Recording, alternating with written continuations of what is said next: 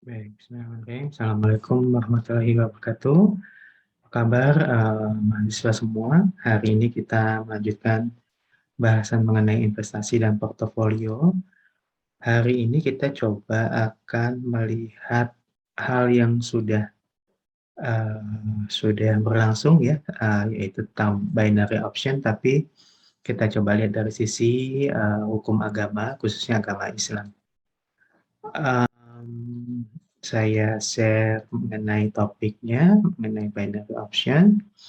Ini menurut perspektif hukum Islam, apa sih sebetulnya binary option itu dibolehkan atau tidak, dan bagaimana sebetulnya hukum Islam itu terkait dengan perdagangan khususnya yang sifatnya investasi pada binary option. Baik, kita mulai saja. Sistem binary option pada platform binomo pada perspektif hukum Islam ini diambil dari salah satu tema kajian dan beberapa sumber yang kita coba compile sehingga menjadi sebuah bahasan mengenai binary option. Ya, ini apa namanya, kita coba membahasnya secara pelan saja supaya kita memahami apakah binary option itu sebetulnya dibolehkan atau tidak. Kita lihat awalnya dasar hukumnya tentang Islam di perdagangan ini, menurut ayatnya ya di sini disebutkan bahwa mereka mengharapkan perniagaan yang tidak merugi. Jadi kalau menurut jual beli dalam hukum Islam, pengertian mengenai jual beli baik secara bahasa maupun istilah di sini merupakan pertukaran dengan sesuatu dengan yang lain. Perdagangan atau jual beli dalam bahasa Arab adalah al-ba'i, al-tijarah, dan al-mubadalah. Sebagaimana firman Allah dalam Fatir 29. Ini ya, yang artinya mereka mengharapkan perniagaan yang tidak merugi. Oke, kemudian perdagangan dalam Islam, jadi menurut ulama Hanafi ya, jual beli secara umum adalah penukaran benda dengan dua mata uang, baik emas dan perak, dan semacamnya, atau tukar-menukar barang dengan uang, atau semacamnya menurut cara yang khusus, sedangkan secara khusus jual beli diartikan sebagai tukar-menukar dengan harta menurut cara yang khusus. Ini menurut ulama Hanafi. Jadi yang perlu digarisbawahi adalah bahwa eh, yang disebut dengan perdagangan oleh mazhab Hanafi ini adalah ada menukar benda dengan dua mata uang, yaitu emas dan perak atau semacamnya. Dan ada cara khusus sehingga menjadi lebih spesifik penjelasannya begitu ya. Bagaimana menurut mazhab Maliki? Menurut ulama Malikiyah, jual beli secara umum adalah perikatan tukar-menukar suatu yang bukan kemanfaatan dan kenikmatan. Sedangkan secara arti khusus adalah suatu yang bukan kemanfaatan dan bukan pula kelezatan yang memiliki daya tarik, dan penukarannya bukan emas dan bukan pula perak. Benda yang dijual belikan dapat direalisasikan dan ada pula seketika. Tidak merupakan hutang, baik barang itu ada di hadapan pembeli ataupun tidak, serta barang tersebut sudah diketahui sifat-sifatnya. Jadi mungkin di sini yang perlu digarisbawahi adalah tidak merupakan hutang, baik barang itu ada di hadapan pembeli ataupun tidak, serta barang tersebut sudah diketahui sifat-sifatnya. Artinya barang itu sudah dipermaklumkan oleh pembeli dan penjualnya. Jadi bukan sebuah benda yang abstrak gitu ya. Kemudian menurut Imam Syafi'i, jual beli adalah prinsipnya dibolehkan apabila dilandasi dengan kerelaan. Nah, jadi highlightnya adalah kerelaan dua orang yang dibolehkan mengadakan jual beli barang yang dibolehkan. Jadi artinya kerelaan ada di sini, kemudian barang yang dijual belikan juga dibolehkan, begitu ya. Ini Imam Syafi'i. Kemudian menurut ulama yang lain yaitu Sayyid Sabiq, jual beli adalah penukaran benda dengan benda lain dengan jalan saling merelakan atau memindahkan hak milik dengan adanya penggantian dengan cara yang dibolehkan. Ini juga highlight-nya adalah adanya penggantian dengan cara yang dibolehkan. Kemudian apa dasar hukum jual beli? Kalau menurut agama Islam, Al-Quran adalah dasar hukum pertama dalam menentukan berbagai hukum setiap kehidupan keberagamaan. Permasalahan mengenai jual beli disinggung dalam Al-Baqarah ayat 275, yaitu intinya di sini Al-Baqarah 275 ini mengenai perdagangan, yaitu orang yang memakan riba tidak dapat berdiri, melainkan seperti berdirinya orang yang kemasukan setan karena gila. Yang demikian ini karena mereka berkata bahwa jual beli sama dengan riba. Padahal Allah telah menghalalkan jual beli dan mengharamkan riba. Barang siapa yang mendapat peringatan dari Tuhannya lalu dia berhenti, maka apa yang telah dibolehkan dahulu menjadi miliknya dan urusannya terserah kepada Allah. Barang siapa mengulangi, maka mereka itu menghuni neraka dan mereka kekal di dalamnya. Jadi di sini ada poin penting adalah yaitu adanya pandangan dibolehkannya jual beli tapi dilarangnya riba. Jadi riba betul-betul tidak dibolehkan, bahkan dianggap seperti orang yang kemasukan setan dan orang gila. Itu saking tidak dibolehkannya riba di dalam agama Islam ya. Kemudian menurut Anas bin Malik berkata bahwa Rasulullah melarang melakukan jual beli yang belum ditunai. Jual beli yang buahnya belum matang atau masih hijau, jual beli dengan sentuhan, jual beli dengan tebak-tebakan, dan jual beli timbangannya tidak diketahui. Ini menurut hadis ya, riwayat dari Imam Bukhari. Di sini kita lihat beberapa hal yang menjadi tidak dibolehkannya jual beli, antara lain yang di sini saya garis bawahi adalah jual beli dengan tebak-tebakan gitu ya.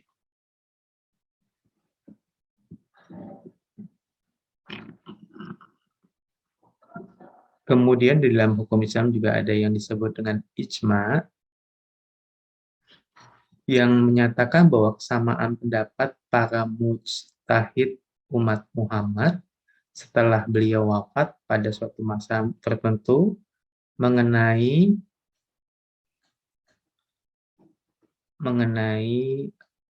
masalah tertentu.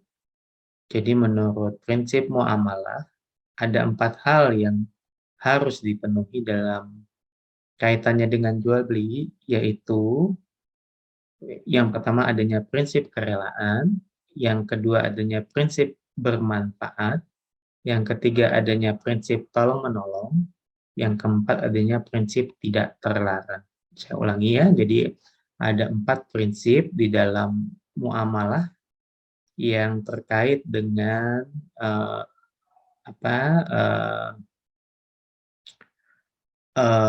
perdagangan tersebut atau adanya jual beli. Yang pertama adanya kerelaan, yang kedua bermanfaat, yang ketiga tolong menolong, dan yang keempat tidak terlarang.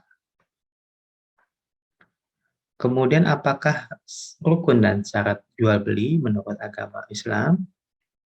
Yang pertama ada orang yang melakukan akad atau al-muta'akidain, penjual dan pembeli. Kemudian ada sikot atau lafal ijab dan qabul, ada ada kesepakatan transaksi begitu ya. Kemudian adanya barang yang dijual belikan, kemudian adanya nilai tukar pengganti barang. Jadi ada rukun dan syarat jual beli ini sebaiknya dipenuhi gitu. Kemudian dari segi harga jual beli dibagi dalam 4 jenis, yaitu jual beli yang menguntungkan atau murabaha. Kemudian yang kedua, jual beli yang tidak menguntungkan, yaitu menjual barang dengan harga aslinya atau at-tauliyah. Kemudian yang ketiga, jual beli atau al-kasyarah. Dan yang keempat, jual beli musawah, yang merupakan penjual menyembunyikan harga aslinya, namun kedua orang akad saling meridhoi. Jual beli seperti ini yang saat ini tengah berkembang. Jadi musawah ya, artinya tidak disampaikan harga aslinya, tapi pembeli dan penjual ridho begitu. Ini dibolehkan oleh agama Islam. Kemudian apa jual beli yang dilarang dalam Islam? Yang pertama, barang yang dijual belikan dihukumi najis oleh agama seperti anjing, babi, berhala, bangkai, dan minuman keras. Namun, para ulama Hanafiyah membolehkan untuk barang yang tidak untuk dimakan. Sedangkan ulama Malikiyah membolehkan semua barang najis dijual belikan apabila telah disucikan. Kemudian yang kedua, jual beli mula masah, yang merupakan jual beli yang berlaku antara kedua belah pihak, di mana di antaranya menyentuh pakaian pihak lain yang dijual belikan waktu malam atau siang. Dengan ketentuan mana yang tersentuh, maka barang tersebut yang akan dijual. Hukum jual beli ini adalah haram. Ya, jadi ini ada dua larangan ya yang ada di dalam Islam yang menjadi dasar untuk perdagangannya. Yang ketiga, jual beli munabatsah, yang merupakan kondisi di mana masing-masing pihak melemparkan apa yang ada padanya kepada pihak lain tanpa mengetahui kualitas dan kuantitas dari jumlah yang dijadikan sasaran jual beli. Jadi ada apa namanya? Ada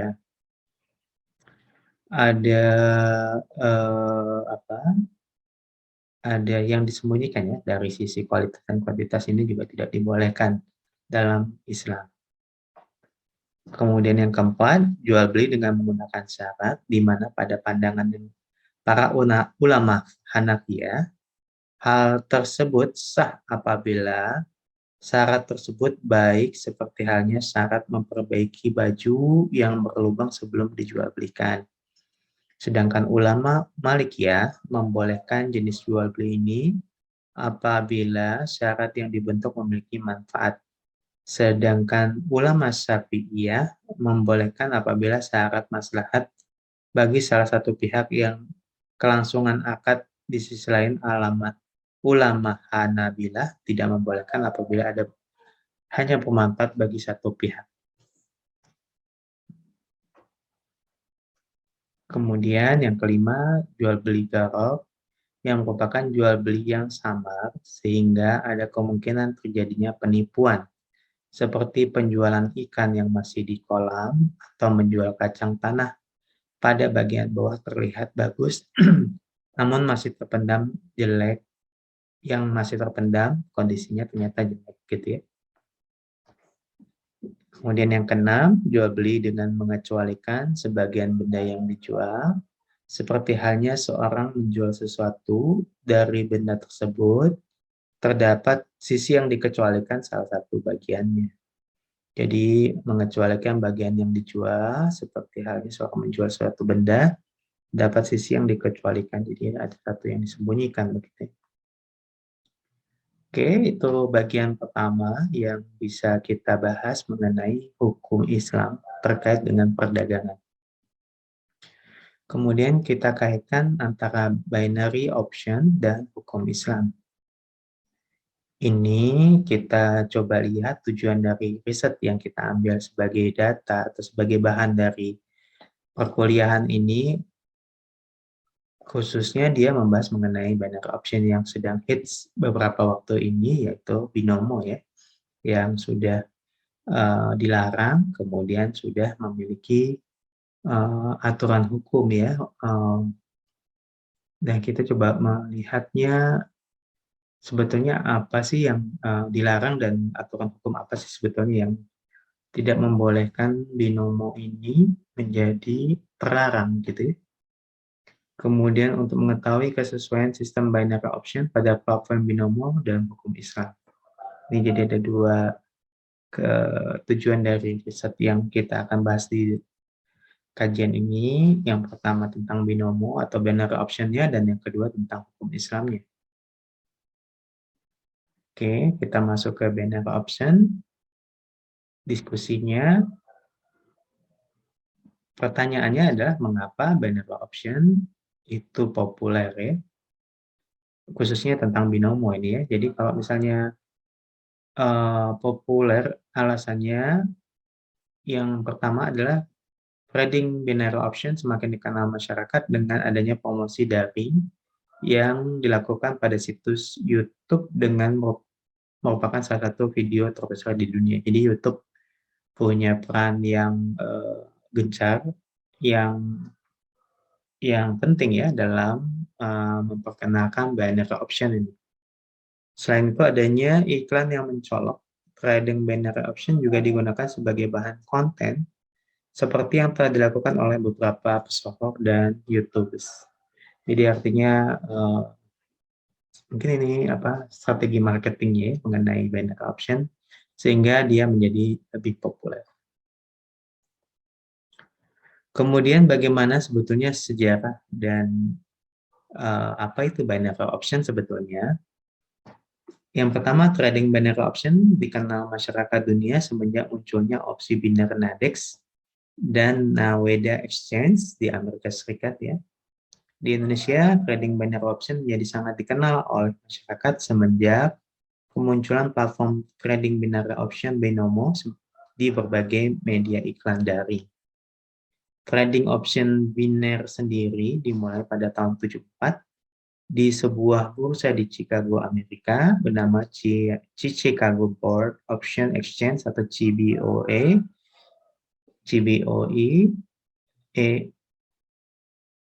Secara resmi diluncurkan. Jadi dimulai pada tahun 74 binary option ini. Kemudian pada tahun 2008, opsi pertama yang tersedia untuk publik adalah sebuah aset yang diperdagangkan di CBOE. Bertepatan dengan hal tersebut, Amerika Serikat tengah mengalami krisis subprime mortgage yang menyebabkan terjadi krisis keuangan terburuk sepanjang sejarah manusia. Ya, pada saat itu Amerika terguncang ya, tapi Indonesia karena fundamennya cukup kuat sehingga tidak terlalu terguncang seperti halnya 98. Kemudian banyak badan yang dianggap sebagai simbol stabilitas keuangan mengalami keruntuhan seperti Lehman Brothers dan Bear Stearns ya. Jadi ini bahkan dua lembaga keuangan ini, Lehman Brothers dan Bear Stearns, terpengaruh oleh goncangan adanya subprime mortgage 2008 ya. Kemudian pada Mei 2008, opsi biner mulai tersedia untuk publik sebagai sebuah aset yang diperdagangkan pada American Stock Exchange atau AMEX. Setelah melewati beberapa bulan, mulai bermunculan berbagai opsi biner yang kemudian diperkenalkan berbagai pialang seperti 24 option, batch the binary, dan any option. Kemudian para pialang pada era tersebut dianggap sebagai pelopor di dalam industri opsi biner yang kini telah banyak dikenal masyarakat dunia. Dan yang ketiga, opsi biner kemudian berkembang menjadi sebuah tren dan menyentuh level tertinggi yang pernah dicapai setelah munculnya broker biner.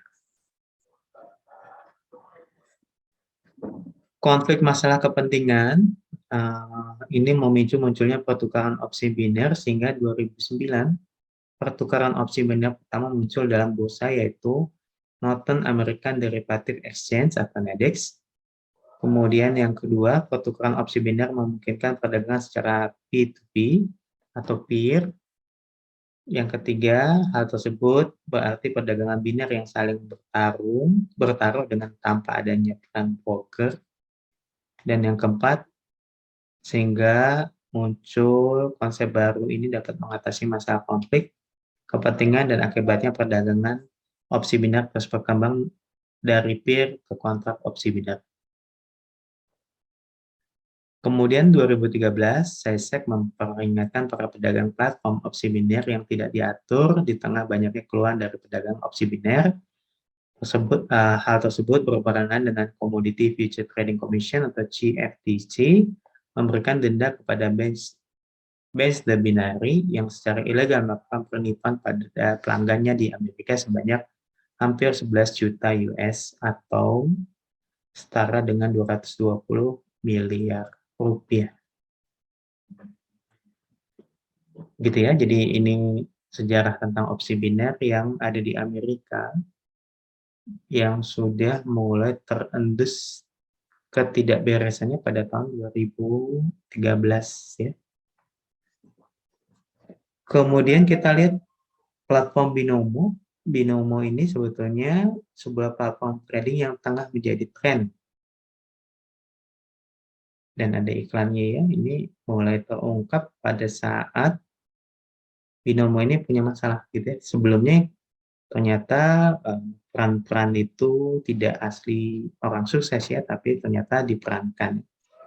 Bahkan tagline-nya Binomo is a client-oriented company, creating new possibility in the market of leading trading technology. Jadi mengatasnamakan trading finansial dengan menggunakan teknologi yang maju begitu ya Binomo ya. Kemudian gimana cara kerjanya binary option ini khususnya Binomo. Para pelaku trading binary option platform Binomo dikenal dengan sebutan trader. Kemudian dilakukan praktek trading. Para trader terlebih dahulu melakukan perjanjian persetujuan layanan yang sebelumnya telah ditentukan oleh pihak Binomo. Lebih lanjut, trader diharuskan melakukan registrasi akun digital. Akun demo digunakan sebagai media pelatihan, sedangkan akun real digunakan trader dengan menggunakan uang asli. Untuk melakukan pertaruhan, trader diharuskan melakukan deposit terlebih dahulu dalam rekening virtual yang tertaut dengan akun virtual masing-masing. Setelah trader memiliki akun real dan mengisi deposit, maka selanjutnya melakukan praktek trading binary option dengan cara menetapkan expiry time dan menambah opsi naik dan turun nilai atau harga dari aset yang dipertaruhkan. Terus yang berikutnya adalah keuntungan tertentu akan dilakukan baik dengan menggunakan teknik analisis maupun dengan sekedar spekulasi berdasarkan visualisasi nilai dan harga aset pada grafik terminal perdagangan. Nah, ini kita lihat beberapa info mengenai Binomo. Ini bahkan pada 19 April, jangan coba-coba ikut Binomo CS. Kemudian ini juga pegawai Binomo pegawai bank main Binomo pakai duit nasabah. Kemudian ini ada beberapa informasi yang dimana bahwa platform ini bermain sangat rapi dan terstruktur. Kemudian orang yang terlibat bukan orang sembarangan, tapi juga orang dari kalangan intelektual dan beruang ya, berduit ya. Ini ada beberapa komentar yang main di Binomo. Ini trading binary berarti kita membicarakan sistemnya jangan dengan aplikasi. Kita cuma membuat akun, kemudian daftarkan, mengisi uang minimal $10, kemudian menggunakan uang, kemudian itu ya, jadi bahkan investornya kadang-kadang tidak begitu paham gitu ya.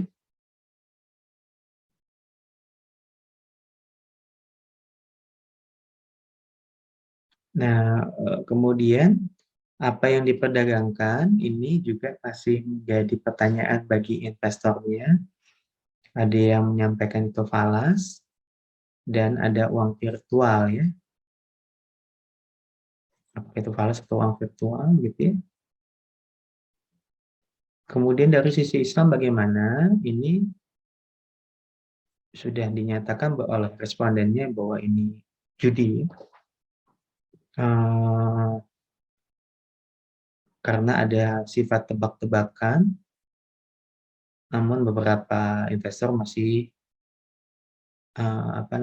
berusaha untuk menggunakan pendekatan ilmiah.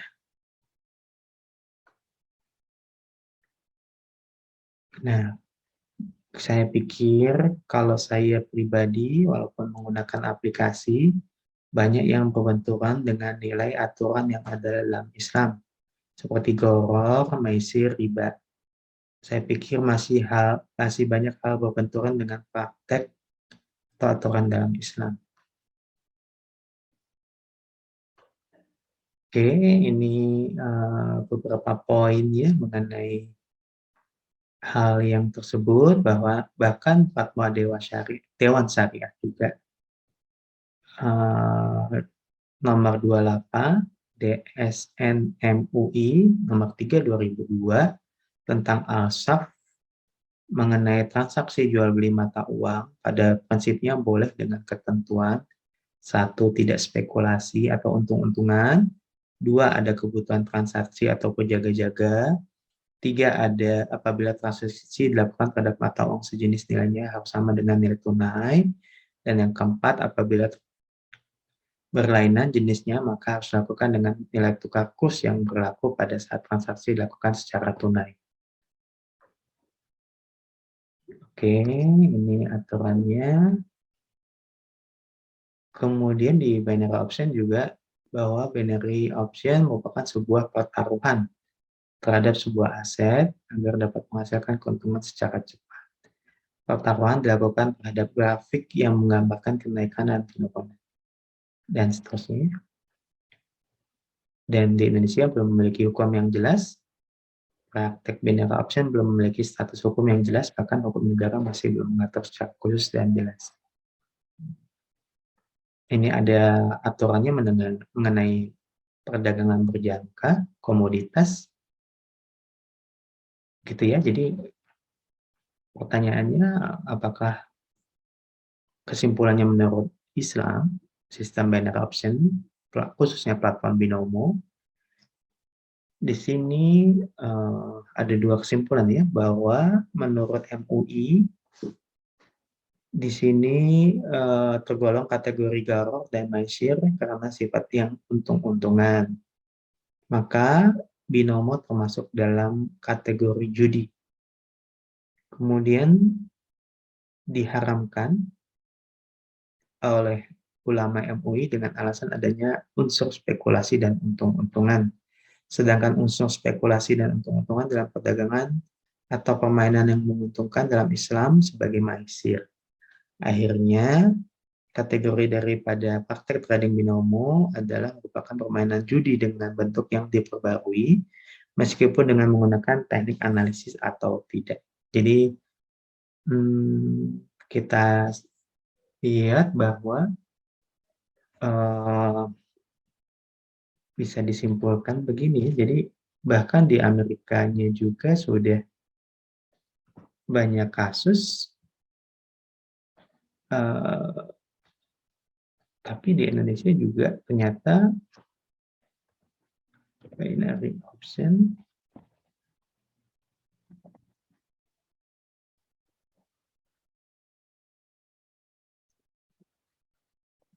Nah, ya ini sudah banyak kasus. Terus di Indonesia juga baru muncul, kemudian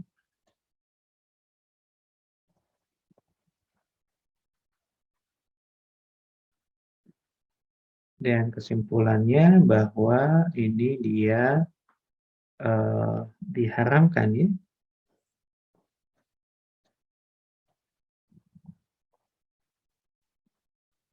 Nah, jadi artinya ini yang kita bisa simpulkan dari binary option yang ada di Indonesia. Oke, mungkin demikian pengantarnya sedikit mengenai Binary option ini saya ambil dari materinya beberapa sumber. Oke, terima kasih atas perhatiannya. Kita ketemu lagi di pertemuan berikutnya. Assalamualaikum warahmatullahi wabarakatuh.